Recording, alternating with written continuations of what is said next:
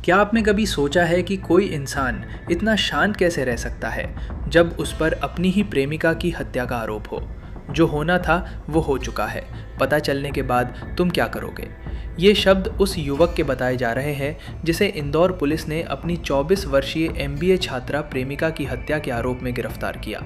कैमरे उसके सामने थे, मीडिया सवाल पूछ रही थी, लेकिन उसके चेहरे पर न घबराहट दिखी न पछतावा, बस एक अजीब सी ठंडक।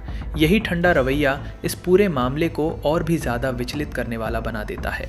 इंदौर की रहने वाली 24 साल की छात्रा अपने सपनों को लेकर आगे बढ़ रही थी। वो एमबीए की पढ़ाई कर रही थी और परिवार को उस पर गर्व था।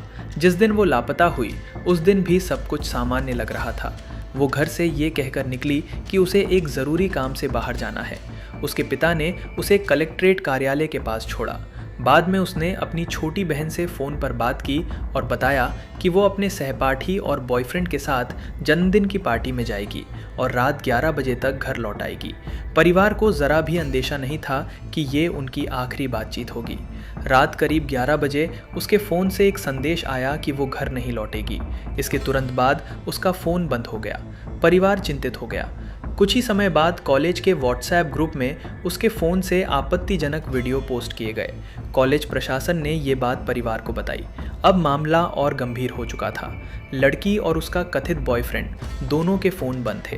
परिवार ने तुरंत उसकी तलाश शुरू की और पुलिस में शिकायत दर्ज कराई। परिजनों का आरोप है कि शुरुआती स्तर पर जिस तेज़ी से कार्रवाई होनी चाहिए थी वो नहीं हुई। 2 दिन बाद उसी इलाके के एक किराए के मकान से बदबू आने की शिकायत मिली। जब पुलिस ने दरवाज़ा तोड़ा तो अंदर छात्रा का शव मिला। प्रारंभिक जांच में गला दबाकर हत्या की आशंका जताई गई। पोस्टमार्टम रिपोर्ट में मृत्यु का समय वही बताया गया जिस दिन वो लापता हुई थी। ये स्पष्ट हो गया कि घटना उसी दिन हुई थी जब वो अपने कथित प्रेमी से मिलने गई थी। जांच के दौरान आसपास लगे सीसीटीवी कैमरों की फुटेज खंगाली गई। फुटेज में आरोपी युवक को छात्रा के साथ घर में प्रवेश करते हुए देखा गया। कुछ घंटों बाद वही युवक अकेले बाहर निकलता दिखाई देता है। उसके हाथ में एक बैग था। पुलिस के अनुसार पूछताछ में उसने घटनाक्रम के अलग अलग संस्करण बताए। जांच एजेंसियों का कहना है कि दोनों के बीच किसी बात को लेकर विवाद हुआ था। आरोपी को शक था कि युवती उससे दूरी बना रही है। उसे ये भी संदेह था कि वो किसी और से बात कर रही है। यही शक और असुरक्षा कथित रूप से विवाद का कारण बने।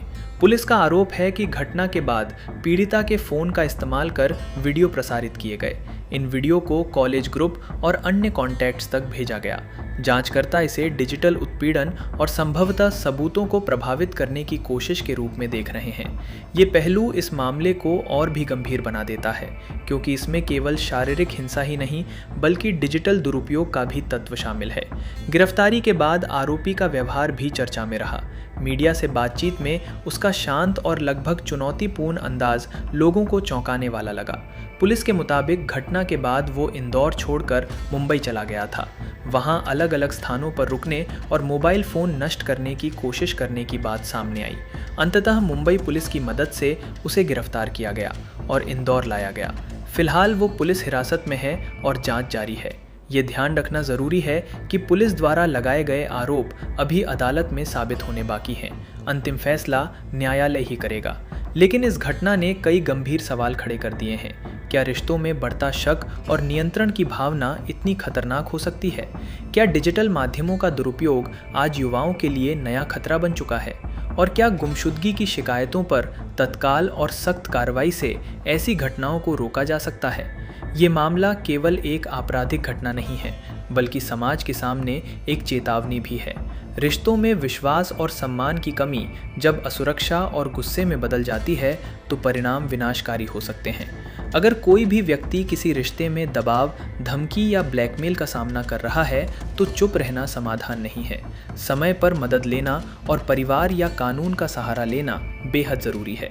एक परिवार ने अपनी बेटी खो दी है। एक युवा जिंदगी जो सपनों से भरी थी अचानक खत्म हो गई। अब पूरा मामला न्यायिक प्रक्रिया में है और देश की नज़र इस पर बनी हुई है। सवाल अब भी बाकी है, क्या इस त्रासदी को